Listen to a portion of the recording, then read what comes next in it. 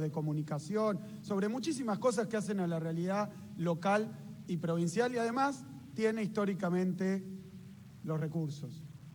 Había que juntar esas tres partes: la necesidad, la capacidad de planificación, los recursos y la jurisdicción. Y todo eso nos iba a posibilitar abordar los problemas estructurales históricos de la provincia de Buenos Aires de otra manera. Yo pensé que nos iba a llevar mucho tiempo, porque hay una especie de rémora y de inercia, de cultura prácticamente, de falta de coordinación y de problemas no políticos ni siquiera, a veces problemas simplemente de implementación o tradicionales. Así que había que romper eso rápidamente. Esta es la segunda presentación que hacemos con el presidente Alberto Fernández, algunos de sus ministros.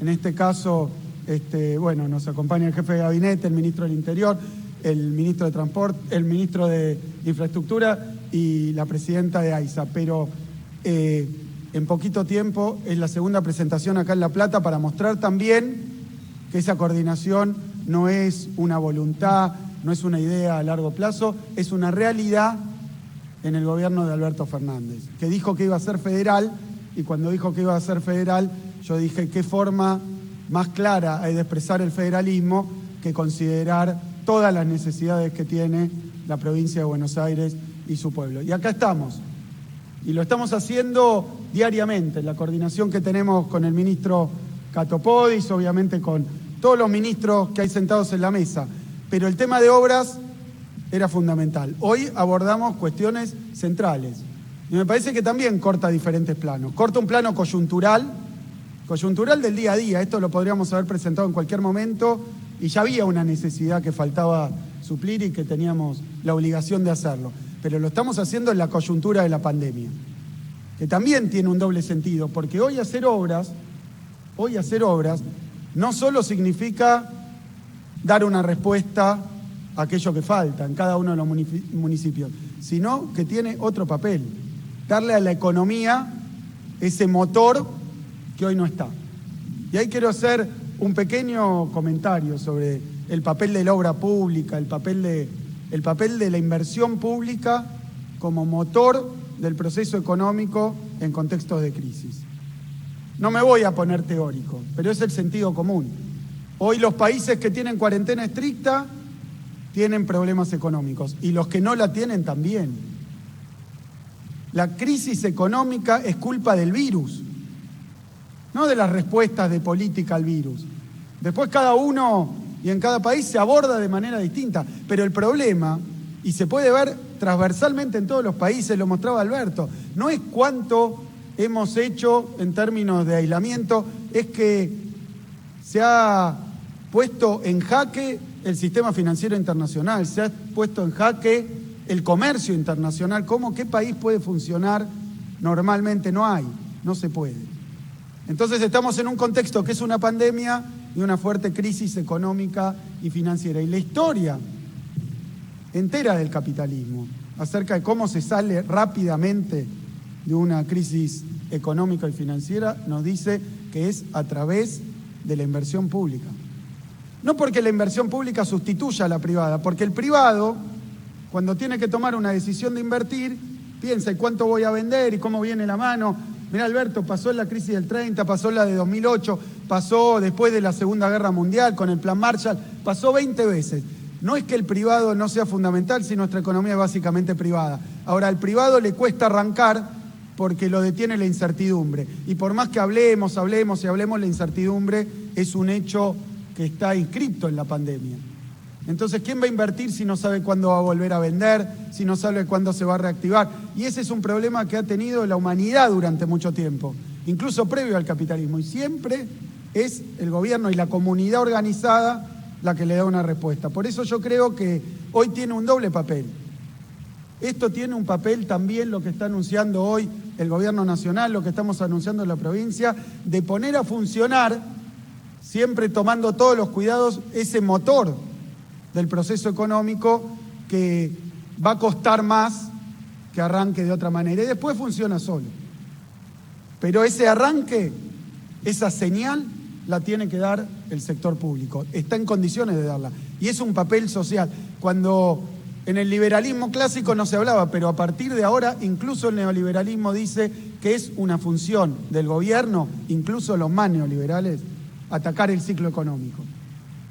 Es una función de los estados, tratar de moderar el ciclo económico. Así que cuando hay crisis, la inversión pública actúa en sustitución y como modalidad de arranque de eso que falta de inversión privada. Por eso es tan importante todo lo que se ha anunciado hoy para la provincia de Buenos Aires, porque esto va a dar una señal también. La reactivación con los convenios que está firmando la Nación, con los convenios que coordinadamente está firmando la provincia, también del FIM. Y quiero hacer un comentario. El Fondo de Infraestructura Municipal tiene una finalidad dictada por la legislatura, que es que tiene que ser utilizada exclusivamente para obras. Y hay muchos intendentes que han manifestado que quisieran darle más flexibilidad. Yo le voy a pedir a la legislatura que le dé más flexibilidad, porque ahora ya está en condiciones de sesionar y tenemos acá a los presidentes de ambas cámaras. Que le dé más flexibilidad para poder atender otras urgencias, pero no nos olvidemos de la obra pública. Así que son dos programas, Agua más Trabajo, Cloaca más Trabajo, que responde a las dos cuestiones, a lo que la gente no tiene en términos de necesidades básicas y a lo que la gente no tiene en los barrios en términos de trabajo, las dos cosas juntas, unidas en un solo programa, que es el programa que nos trae Malena. Y después la cuestión penitenciaria. Para terminar, se habló mucho de la cuestión penitenciaria. Lo que hoy Nación está haciendo, lo que han arreglado con nuestro ministro de Justicia, es tremendamente importante porque están lanzando ya la construcción de 12 centros de salud en las cárceles, para aislamiento y para tratamiento de salud de los internos. Esto es obra, pero también algo que necesitábamos, porque cuando lo hemos visto, cuando el virus entra en condiciones de encierro, es muy complejo. Tener centros como los que estamos planteando con plazas para aislamiento de internos es fundamental. Habíamos anunciado antes también 1.300 plazas nuevas en el sistema penitenciario de la provincia. Hoy voy a decir que podemos anunciar 2.000 plazas en total del sistema penitenciario de la provincia. Y estamos hablando con el ministro también, porque hay un déficit y veremos cuándo tenemos anuncios para hacer. Así que son muchísimas cuestiones, muchísimos anuncios, y quiero terminar que esto es una respuesta a la situación coyuntural, a la cuestión estructural, pero creo que empieza a escribir la historia también de la pospandemia, Alberto. Todos hablan cómo va a ser la pospandemia, y hay filósofos hablando de la pospandemia, si va a ser un mundo más justo, más injusto, más igual, más desigual, con más Estado, con menos Estado. ¿Cómo va a ser el mundo de la pospandemia? Yo creo que los que estamos en la gestión y todos los dirigentes políticos y ciudadanos y ciudadanas que tienen vocación de transformación, sabemos que no podemos esperar a que se vaya el virus para ver cómo es la pospandemia. Que la pospandemia hay que empezar a construirla hoy. Y en la provincia de Buenos Aires se hace con más infraestructura y mejores condiciones de vida para todos los habitantes de la provincia. Muchísimas gracias. Muchas gracias, señor gobernador. Por último, vamos a escuchar las palabras del señor presidente de la Nación. Habla para todos y todas el señor presidente Alberto Fernández. Muy bien, muchas gracias a todos y a todas por estar aquí. Buenas reflexiones las que acaba de hacer Axel. Miren, a lo largo de toda la campaña, y porque esencialmente lo creo, he venido planteando que nosotros decimos vivir en un país federal, pero que en los hechos se presenta y actúa como un país muy unitario. El país es unitario en todas sus dimensiones. Un Estado nacional que acumula y distribuye con cierta discrecionalidad, gobiernos provinciales que toman y distribuyen con cierta discrecionalidad. Y en verdad lo que nosotros necesitamos es un sistema que distribuya sin discrecionalidad, sino con lógicas automáticas a cada uno lo que le corresponda. El problema central es que lo que ha quedado distorsionado es lo que a cada uno le corresponde. Y cuando uno habla de lo estructural, uno trata de preguntarse por qué Buenos Aires que produce el 41% del Producto Bruto, que tiene en su geografía una densidad demográfica impresionante, que ha crecido en los últimos 30 años su cantidad poblacional como ninguna otra provincia. ¿Por qué le toca lo que le toca? Y entonces uno se pone a buscar por qué pasó. Irónicamente pasó porque un presidente le pidió a Buenos Aires que renuncie parte de su coparticipación para dársela a otras provincias y lograr así un mejor desarrollo de esas provincias del norte del país que por esa vía podían conseguir mejores recursos. Ese presidente fue don Raúl Alfonsín. Y ese acuerdo se concretó. Y Buenos Aires perdió en esa ocasión 8 puntos, si no me equivoco, de coparticipación, con la idea de que ese dinero iba a ir a provincias del norte y se iba a evitar lo que se vislumbraba, que era que mucha gente de ese norte abandonado iba a poder desarrollarse en el norte, encontrar en el norte posibilidades de estudiar, de salud, de trabajar, y iba a dejar de venir a hacinarse a los grandes centros urbanos que se empezaban a construir en torno a la ciudad de Buenos Aires. Pero esa vocación claramente federal que tuvo Alfonsín falló y empezó a generar un problema estructural en la provincia de Buenos Aires que hasta el día de hoy no hemos resuelto. Y digo esto simplemente para hacer historia y reivindicando la vocación federal de Alfonsín, pero para darnos cuenta que tenemos un problema muy profundo que resolver, pero muy profundo. Porque Buenos Aires sigue recibiendo ya no solo habitantes del norte argentino, sigue recibiendo habitantes de países hermanos, en un lugar que no tiene los recursos necesarios para poder desarrollar en condiciones de dignidad la vida de cada uno de esos que viene a la región bonaerense. A mí me parece que lo que nos está pasando con el coronavirus, que en verdad queda concentrado en la ciudad de Buenos Aires y en el Gran Buenos Aires, demuestra cuál es el efecto real del hacinamiento y de las consecuencias del hacinamiento. Recién hablábamos con el intendente de Avellaneda y la intendenta de Quilmes, y veíamos la suerte de ese barrio azul, separados por una calle donde de un lado hay una intendencia y del otro lado hay otra intendencia. En una de las intendencias, ese barrio popular se convirtió en un barrio popular con condiciones de dignidad. Ahí pudieron desarrollar lugares, un hábitat donde vivir mucho mejor, con calles, con centros deportivos, con escuelas, con espacios para el esparcimiento, con casas de material, con baños, pero cruzando la calle ese desarrollo no se hizo. Y ahí están las dos Argentinas, en un mismo barrio. Las dos Argentinas en un mismo barrio. Y el riesgo de la expansión de la pandemia y cuánto incide en ese riesgo las condiciones de vida. Porque cuando testeamos en el barrio que se construyó con condiciones de vida digna, el contagio es infinitamente menor, que cuando verificamos el contagio en la zona más débil de ese mismo barrio. Y entonces, lo que uno inmediatamente se pregunta es lo que ayer me preguntaba en un reportaje que me hicieron. Todo lo que estamos acá hacemos política. El tema central de la política es el hombre.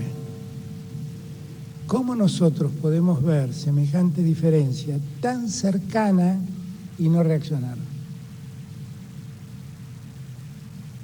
Cuando a mí me preguntan qué dejó la pandemia, es la muestra de la desigualdad en la que vivimos. Eso dejó la pandemia, no dejó otra cosa. Aquí nadie puede hacerse el distraído. Está a la vista de todos. Lo único que dejó en evidencia son millones de personas a los que el Estado ni siquiera tenía registrados.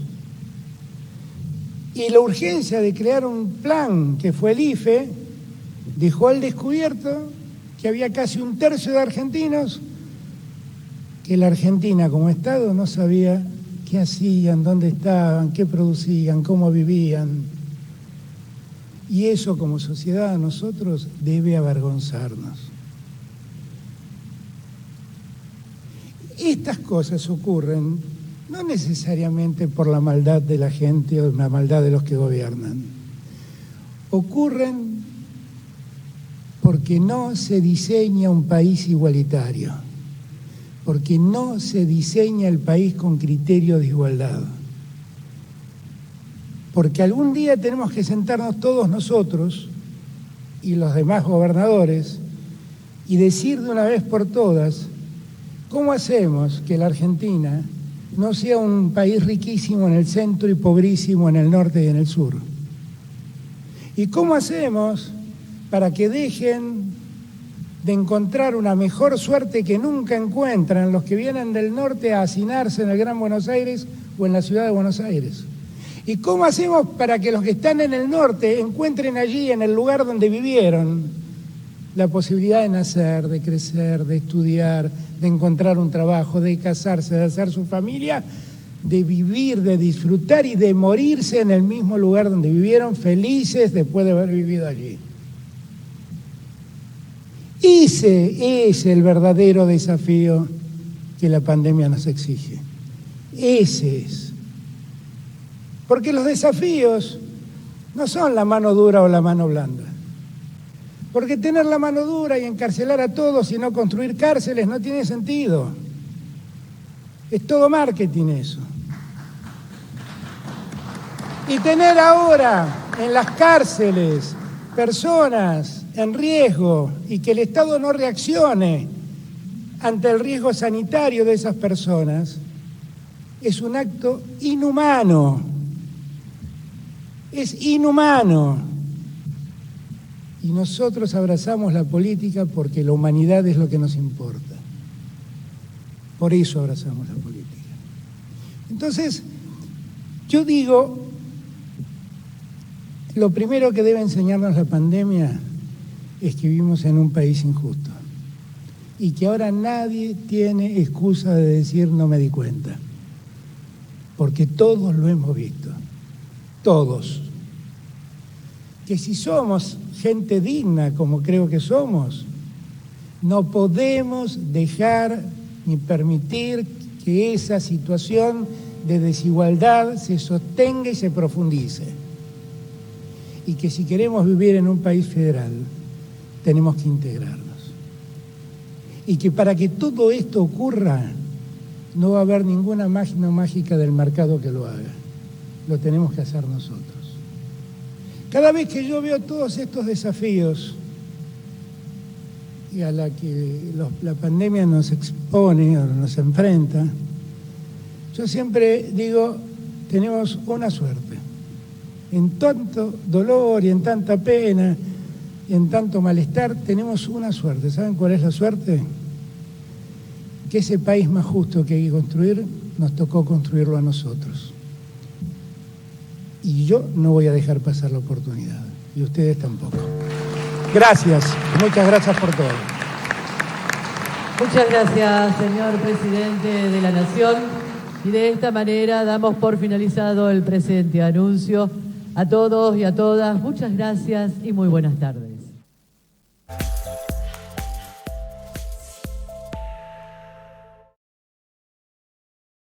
Salta, levanta, soga, escalón.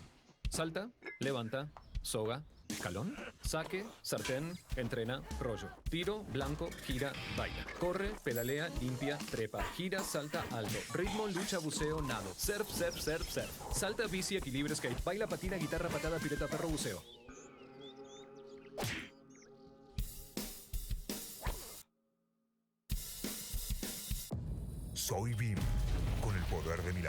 Ángel. Elimino el 99,9% de virus y bacterias de todas las superficies de tu casa, protegiendo a tu familia. Y tengo el poder de 3 lavandinas líquidas. Soy BIM. Soy imparable. El mundo cambió, la Argentina cambió. Vamos a hablar del mediano plazo en los tiempos de pandemia. ¿Cómo te cambió la vida? ¿Qué es lo que pasa? Yo creo que el miedo es sabio cuando te permite construir, te incentiva para construir un futuro. Los líderes en acción, 1 hora y media de trabajo compartido todos los miércoles a las 11 de la mañana con La Nación Más.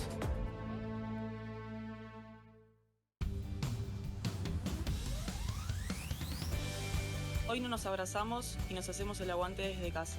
Pero hay gente que necesita de un aguante especial. Familias que necesitan de tu ayuda. Con una pequeña donación podemos ayudarlos con alimentos y productos de higiene. Que se propague nada más que la solidaridad. Si vos podés, también sumate. Para ganar, necesitamos de una sola hinchada. La de Argentina. La que hacemos todos unidos.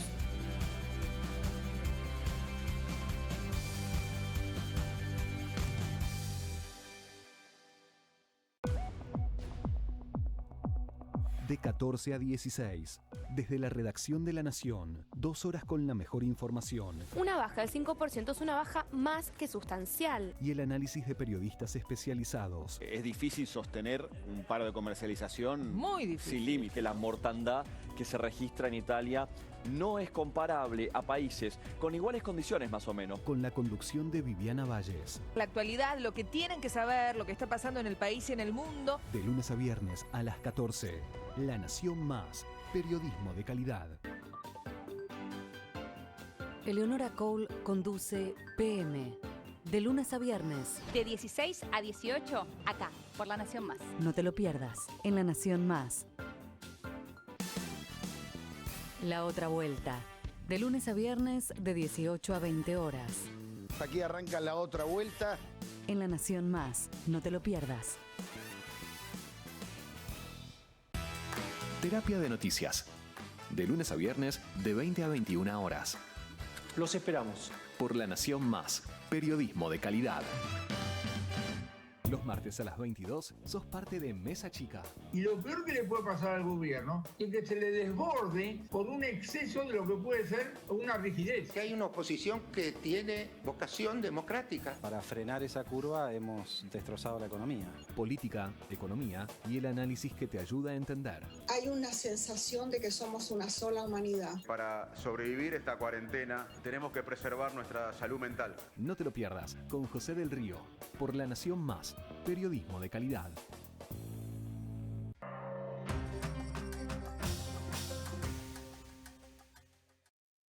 Acabas de decir algo increíble, ¿no? Que hace 50 años Argentina es Argentina, es decir, tenemos el año verde para atrás nosotros. Sí, lo que hicieron esos tipos hace 50 y pico de años es fabuloso, lo escribieron en las revistas científicas adecuadas, hicieron los ensayos como había que hacerlos. Y una de las cosas que hicimos, entre otras cosas, es rescatar expertos que hayan vivido esta experiencia. El doctor Daniel Estambulián, por ejemplo, Daniel estuvo muy joven en este equipo y de esa manera como consultor nos ilustra lo que nosotros no vimos, ¿no? Para poder tomar las decisiones correctas. Entonces, Fernando, contanos operativamente ahora cómo implementan esta idea de tomar el plasma de aquel que ya estuvo infectado y se curó para inyectárselo a alguien que está en la primera fase de la enfermedad y que es alguien más vulnerable por el rango etario en el que se encuentra. ¿Cómo lo hacen? ¿Cómo es la operación concreta? Bueno, la operación es infernal. Es el proyecto más grande en el que yo haya estado envuelto y más liderando en mi vida, pero aún envuelto. Es un proyecto que involucra toda la provincia de Buenos Aires, todo el conurbano, con 4 hospitales cabecera. Estamos incorporando la ciudad de Buenos Aires, está participando el CEMIC, los Arcos, y ahí tenemos el privilegio de tener a Jorge Lantos y a Ricardo Valentini, que son clínicos de primerísimo nivel, y a Diego Wagner, para discutir un poco cómo trazar el marco de la enfermedad que afecta a ancianos. Yo, anciano, conocí a mi abuela, no tengo la menor idea de los ancianos como para tomar decisiones desde ese lugar. Y después está el Finoquieto y OSECAC. Y el Hospital Militar cumple un rol central, porque es el lugar donde nosotros podemos trabajar todo este tema del plasma que te cuento ahora. Primero hay que conseguir plasma, entonces estamos todo el tiempo yendo a buscar gente mandando motos a las casas, testeándolos para anticuerpos de coronavirus, eligiendo a la gente que tiene muchos anticuerpos, invitándola con un transporte a donar, trayéndola, devolviéndola a su casa, manteniéndola informada. Una vez que tenemos una cantidad de plasma y estamos empezando... Perdón, me parece que sería importante que cuentes cómo se dona, cómo es por si hay gente que quiere donar. Bueno, la manera... ¿A qué se expone el que va a donar? No, el que va a donar realmente el procedimiento está súper testeado, es un procedimiento muy seguro. Obviamente, como todos los procedimientos, se le leen las potenciales complicaciones y se abre al deseo de las personas a donar o no donar.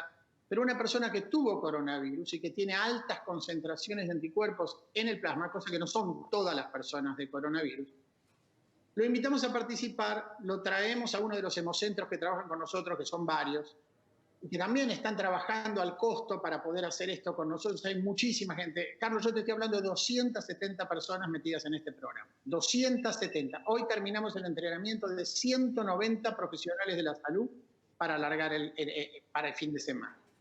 Tipos de El Bocalandro, de San Juan de Dios, de Los Arcos, de CEMIC, de Evita Pueblo, de Simplemente Evita, del Hospital Militar, del Finoquieto. Una operación inmensa con 100 voluntarios que están cumpliendo otros roles, con un grupo de estudiantes de medicina que es el mejor grupo de estudiantes de medicina que yo tuve en mi vida, que le debo a un profesor de la UBA, que se llama Jorge Hefner, que me mandó 7 chicos que son extraordinarios, fuera de serie, y que están leyendo todo el día para hacer constantemente un update de las decisiones que tomamos. Entonces, en ese marco nosotros nos sentamos, construimos el protocolo, juntamos el plasma que yo te decía, la gente viene a donar. Cuando viene a donar la gente, lo que hacen es que le sacan los glóbulos rojos, los blancos y el plasma, separan el plasma, se lo quedan, una partecita del plasma, no es que el paciente se quede sin plasma, y le devuelven los glóbulos rojos y los glóbulos blancos, entonces el paciente no se va anémico, no se va sin defensas, se va con todo y le reponen un líquido que es igual al plasma para que el paciente se sienta bien. Se hace cada tanto, no se puede hacer todo el tiempo una donación, pero, por ejemplo, tenemos un donante que es un chico de la Fuerza Aérea que tuvo coronavirus, que está en el Hospital Militar, que ya donó más de 2 litros de plasma. Eso quiere decir que donó tratamiento para 8 personas, pero además quiere decir que si eso funciona, ese plasma le va a haber salvado la vida a miles y miles y miles de personas en el mundo. Eso no quiere decir que vaya a funcionar. Por eso estas cosas hay que testearlas. Porque la gran desgracia, y vos lo decías anteriormente, que hay con esta pandemia, es que toda opinión se ha vuelto hecho, se ha vuelto verdad. Y eso a la ciencia le hace enorme daño. No es la reina de Inglaterra en bikini. Se ha acabado la formalidad de la ciencia. Va a ser muy difícil volver la ciencia a la formalidad. Y entonces eso, el único o el principal dañado por eso es el paciente. Porque aparece un señor en Marsella y empieza a decir que la hidroxicloroquina es maravillosa y que hay una conspiración contra él. Y de repente tenés a la FDA abriendo juicios ambiguos sobre la hidroxicloroquina. Bueno, hoy la Organización Mundial de la Salud retiró la hidroxicloroquina de todos sus ensayos porque hace daño. Es mucho peor tomarla que no tomarla. Ahora, yo no sé a quién se le ocurrió que era bueno, porque un señor lo decía a los gritos, darle hidroxicloroquina a los pacientes para el coronavirus. Pero evidentemente se ha trastocado las reglas en las que nosotros vivíamos siempre. Entonces nosotros no vamos a hacer eso. Nosotros confiamos en que esto funciona y por eso lo testeamos, pero si supiéramos cabalmente que funciona, jamás lo testearíamos. Y no lo sabemos. Puede fallar. ¿Cuánto tiempo pensás que van a tardar ustedes en saber si este método tiene el resultado que ustedes esperan? Tenemos una red enorme y tenemos que básicamente testear esto en 210 personas mayores de 65 años que concurran en los primeros días de síntomas, es decir, apenas se sienten mal, a todas estas instituciones que yo te nombré. Ahí se los invita a participar y se los sortea. Nosotros no lo sabemos. Hay una persona en la farmacia central del estudio que sortea a estos pacientes en el Hospital Militar a plasma o una bolsita que se ve igual que plasma, pero no tiene plasma. Tiene básicamente la solución salina que a uno le cuelgan normalmente en los hospitales. Es muy poquita la dosis, le damos 250 centímetros cúbicos. En Estados Unidos el plasma se está dando hasta 800 centímetros cúbicos. El plasma de Estados Unidos fue muy seguro. En 5.000 personas se supone que a 4 tuvieron algún efecto adverso de recibir plasma. Y nosotros lo que hacemos es seguirlo durante 15 días. Si el paciente que se complica, pues es una X en el estudio, y el paciente que le va bien es un 0 en el estudio, y contamos X contra ceros. Cuando llegamos a 105 pacientes es la primera cuenta. Si está funcionando, y esto yo creo que va a demorar por ahí 6 semanas, pues pararemos y diremos, bueno, tenemos una alternativa para tratar el coronavirus. Si no está funcionando, llegaremos hasta 210, porque cuanto más pacientes es más fácil ver efectos más chiquititos. Y en ese momento vamos a saber si funciona o si no funciona. Si no funciona, también es importante, porque hay 136 estudios en el mundo tratando de abordar con plasma el tratamiento del coronavirus. Entonces es muy importante avisar en un estudio hecho al principio de la enfermedad con los anticuerpos titulados con un sistema muy sofisticado, muy bueno, que hizo Andrea Gamarnik en la Argentina y con el que estamos trabajando. Sabemos cuánto le damos, sabemos a quién le damos y sin embargo no podemos cambiar el curso de enfermedad. Y hay que alertar para que la gente piense cosas nuevas. Nosotros creemos que ese no va a ser el caso y esperamos tener la suerte de que funcione. Vos decías hoy que la gente de la Fundación Gates te decía esto tiene que ser escalable. Yo creo que están pensando también en África, ¿no? Donde todavía este problema no llegó, pero cuando llegue puede ser más dramático todavía que lo que es en América Latina. ¿Cómo lo escalás? ¿Cómo haces para que esto, que arranca con 210 personas, una vez que se demuestra que funciona, pueda ir a miles de personas, a millones de personas? Sí, la Fundación Gates está pensando en el África y nosotros estamos rascándonos la cabeza medio azorados de no entender qué está pasando, que no explotó esto en el África. En la pandemia de gripe se creía que no explotó y después había 9 de cada 10 muertos en el África que nadie se había dado cuenta, así que tenemos que esperar. Ahora, dicho esto, el plasma es una bolsa de 250 centímetros cúbicos que cuelga, que está administrada en la venita del paciente durante 4 horas. Nosotros queremos llevar eso, si funciona, solo si funciona, a una inyección de 5 centímetros cúbicos en el muslo. Como cuando te das una inyección en cualquier vacuna o te dan un antibiótico inyectable y te vas a tu casa.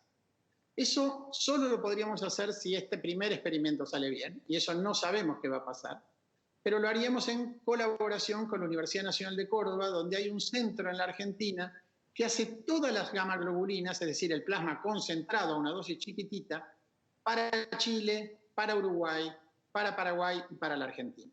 Entonces nosotros, a través de ese consorcio, convencimos a la Fundación Gates de que esta era una oportunidad de escalar para hacer estas dosis que ellos podrían dar en cualquier situación en el África y nosotros podríamos dar en cualquier situación en Argentina, porque eso sí te despegaría de la necesidad de tener un lugar donde monitorear a un paciente por 4 horas. Pero hasta tanto esté eso, aún el plasma es un puente para llegar a la vacuna. Ninguna de estas es la solución definitiva, pero bueno, es muy distinto si esto baja como enfermedad mortal y empieza a mejorar. Eso habrá que ver. Alguien que sin haber tenido síntomas, sin haberse sentido enfermo, le dijeron que tuvo el virus, ¿es susceptible de aportar plasma o necesitas que haya tenido determinada virulencia la enfermedad? Es un tema muy complicado porque hay muchísima más gente infectada de la que se detecta hoy día. Eso es evidente, ¿no? Porque si uno simplemente dice que en España se murieron 30.000 personas y sabe que se mueren en la vecindad, y sabe que cuando una persona se muere hay otros 1.000 que estuvieron infectados, los números en Alemania daban 500 y pico, 600, bueno, tenemos test que no terminan de detectar todos los infectados, vamos a pensar 1.000.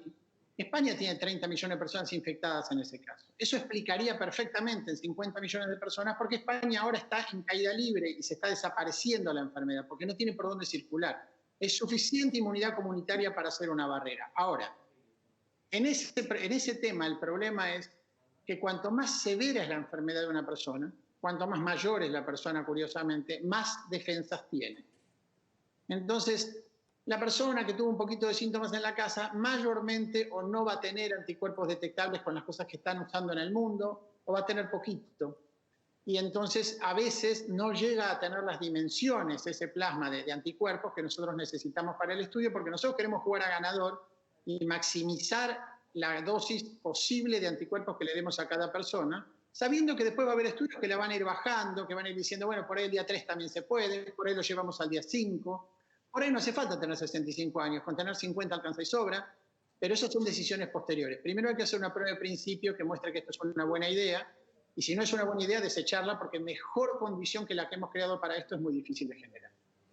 Fernando, bueno, daría para seguir hablando horas. Yo lamentablemente estamos en un programa de televisión. Lo que quiero es agradecerte y comentarte y transmitirte el placer que produce ver a alguien con tanta claridad, pero sobre todo con tanta pasión. Así que te vamos a seguir con mucho interés a vos y a todo el grupo que vos estás liderando con Jorge Lantos para esta empresa tan interesante y tan necesaria. Te agradezco muchísimo. Bueno, gracias, Carlos. Ojalá nos salga bien. Eso está. Lo que nosotros podemos hacer es terminar el estudio. Después la biología va a decidir cómo salen.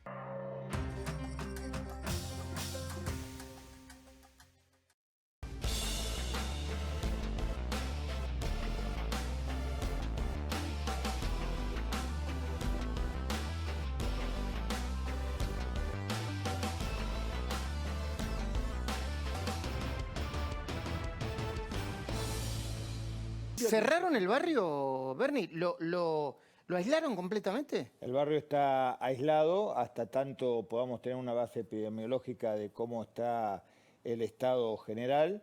Igual no es tan difícil porque es un barrio muy cerrado, que se comparte, que una calle divide entre Quilmes y Avellaneda, así que hay dos municipios. Perdón, trabajando. no es tan difícil. ¿Cómo se hace pasar a un barrio? Bueno, para digo, los que estamos acostumbrados a esto no es tan complicado en cuanto hay una tensión entre la libertad de movimiento y lo que pasa, ¿no? Sí, en realidad, por supuesto que hay una terrible tensión, pero la gente entiende que lo que estamos haciendo es para proteger, por un lado, al barrio y a su comunidad vulnerable, porque ahí, usted bien sabe que viven 12.000 personas, de las cuales muchos no solamente son de riesgo por la edad, sino por patologías preexistentes. Perdón, no, hay 3.200 en Villa Azul. 3.200 familias. Familias, y son 12.000 personas. Más o menos. Y está muy cerquita de la Villa Itatí. Es la misma, lo que pasa es que está separada por la autopista. ¿Y ese conglomerado cuánto es? Y 40.000 personas fácil. Bueno, y de nuevo le pregunto, discúlpeme mi falta de entendimiento, Conrado, ahora pregunto porque está sucediendo, esto es como una especie de experimento de la pandemia, desgraciadamente en vivo, ¿no, Federico? Bueno, usted dice que es fácil, pero ¿y si la gente hay algún enfermo? No digo que es fácil. Técnicamente se pudo hacer sin ningún inconveniente. Esto hay que ver cómo evoluciona porque se entiende la ansiedad de la gente. Bueno, y le pregunto, ¿cómo lo hacen? Y por eso es muy importante, pero muy importante que el Estado esté presente permanentemente. Por eso están todos los ministros, por eso está el ministro de Desarrollo Social y además no solamente generando asistencia sanitaria, sino asistencia alimentaria y además hay una realidad que hay que atender. Muchos de ellos tienen compromisos inevitables y que son totalmente atendibles. Por ejemplo, llevarle el medicamento médico, mañana o llevar al médico al padre. Bueno, cada uno de ambos municipios ha reunido un grupo de voluntarios que van a hacer las tareas de cada uno de los vecinos del Barrio Azul que necesiten y que sean de carácter excepcional. Bernie, no es contra usted esto, ¿no? Pero cuando uno dice el Estado a veces falla, ¿eh? El ingreso familiar de emergencia todavía, lo anunciaron no sé hace cuánto, todavía hay 2 millones de personas que no lo cobraron, no es contra usted. Después, agua no hay ahí. Y esto no es una competencia, pero yo recuerdo que cuando la 31 empezaron a discutir a ver por qué le faltaba el agua y empezaron a echarle la culpa de las muertes en un momento Horacio Rodríguez Larreta, en un momento a otro, yo decía, pero ¿cómo le van a...? No es en defensa de Horacio Rodríguez Larreta, bastante problema tiene y bastante se tiene que defender. El tema de los barbijos y otros. Ahora, el Estado no es dicen que están y a veces no están. El agua no estaba acá. Bueno, no, por supuesto que no, pero aparte, mire, uno cuando camina ahí, cuando camina lo profundo de la Villa Azul, de la Villa Itatí, de tantos otros lugares, parece que Dios nunca hubiera pasado por ahí. La verdad que lo digo con mucha vergüenza, porque habría que ser muy hipócrita en negar la realidad. Yo creo que hay que entender, hay que sentirla, hay que vivirla, y yo le puedo asegurar que cuando uno está ahí trabajando, está conviviendo, está trabajando en ese sector, la extrema pobreza por la cual esta gente está atravesando, bueno, entendemos por qué a veces el virus ataca en lugares como esos, ¿no? Bueno, ahora, Bernie, de nuevo, y esto es más profundo de discutir, no es contra usted.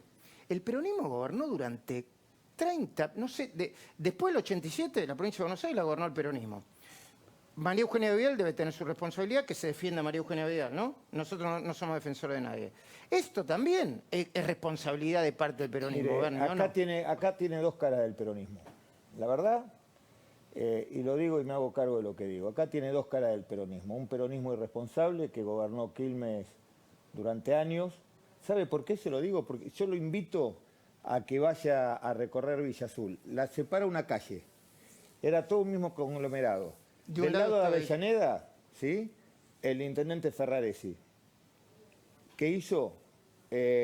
Urbanizó toda la villa. Impresionante. Pero no... Igual que en la 31 está bien que urbanice la villa, ¿no? Del otro lado, pero